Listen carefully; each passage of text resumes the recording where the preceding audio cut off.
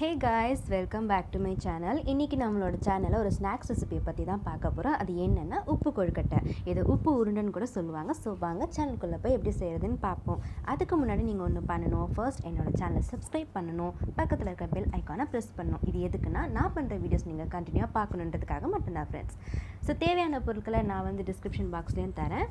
இங்கே நான் உங்களுக்கு சொல்கிறேன். ஒன்றும் இல்லை, ஒரு ஸ்பூன் கடுகு, 3 பச்சை மிளகாய் நறுக்கி எடுத்திருக்கேன். அப்புறம் 2 ஸ்பூன் உளுத்தம்பருப்பு, கடலைப்பருப்பு எடுத்திருக்கேன். கொஞ்சோண்டு தேங்காய் துருவல் எடுத்திருக்கேன். ஃபர்ஸ்ட்டு நான் வந்து ஒரு பேனில் வந்து கொஞ்சம் தண்ணி ஊற்றி நல்லா கொதிக்க வைக்கிறேன். இதுக்கு தண்ணி அளவுலாம் தேவையில்லை, உங்களோட இதுக்காக தான்.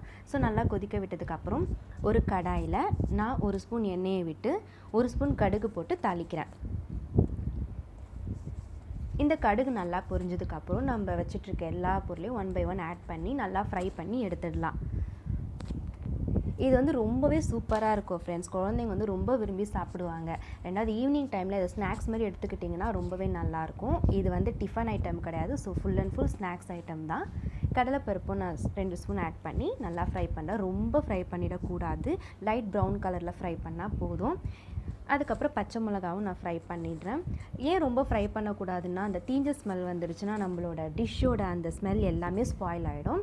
நான் வாசனைக்காக கருவேப்பிலை போடுறேன். சில பேர் வேணும்னா கொத்தமல்லி கூட போட்டுப்பாங்க, ஸோ அது ஆப்ஷனல் தான். இது வந்து நான் 200 கிராம் பச்சரிசி மாவு எடுத்திருக்கேன்.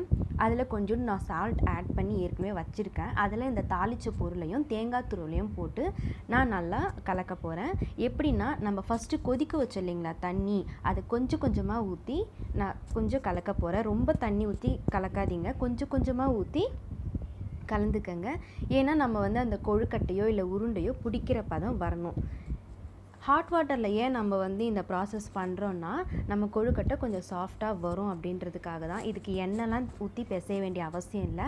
பாருங்கள், இப்படி பிடிக்கிற அளவு இருந்தால் போதும். இப்போது நம்ம எண்ணெய் கையில் தொட்டு சின்ன சின்னதாக உருண்டையாவோ கொழுக்கட்டையாவோ இல்லை ஹார்ட்டின் ஷேப்போ, அது உங்களோட சாய்ஸ். நீங்கள் எப்படி வேணுமோ, உங்கள் குழந்தைங்க எந்த ஷேப் வந்து விரும்பி சாப்பிடுவாங்களோ அந்த ஷேப்பில் நீங்கள் எடுத்து இட்லி பானையில் வச்சு மூடி ஒரு 10 நிமிஷம் நல்லா வேக வச்சு எடுத்திங்கன்னா நம்மளோட உப்பு கொழுக்கட்டை ரெடி ஆகிடும். அவ்வளோதான் ஃப்ரெண்ட்ஸ். இதுக்கு சைட் டிஷ்லாம் எதுவும் தேவையில்லை. ஒரு சின்ன கப் ஆஃப் காஃபி இருந்தால் போதும், நம்மளோட ஈவினிங் ஸ்நாக்ஸ் ஃபுல்ஃபில் ஆகிடும். ஸோ டெஃபினட்டாக இது எல்லாருக்கும் பிடிக்கக்கூடிய ஒரு டிஷ் தான். நீங்கள் இது சத்து மாவில் கூட செய்யலாம், அது உங்களோட சாய்ஸ் தான். இன்னும் நல்லாயிருக்கும். ராகி மாவு, கம்பு மாவு, இதில் எதில் வேணாலும் நீங்கள் பண்ணி கொடுங்க. குழந்தைங்களுக்கு தேவையான போஷாக்கும் போய் சேரும். ஸோ இந்த டிஷ் உங்களுக்கு பிடிக்கும்னு நினைக்கிறேன். மறக்காமல் என்னோடய சேனலை சப்ஸ்கிரைப் பண்ணுங்கள். தேங்க்ஸ் ஃபார் வாட்சிங்.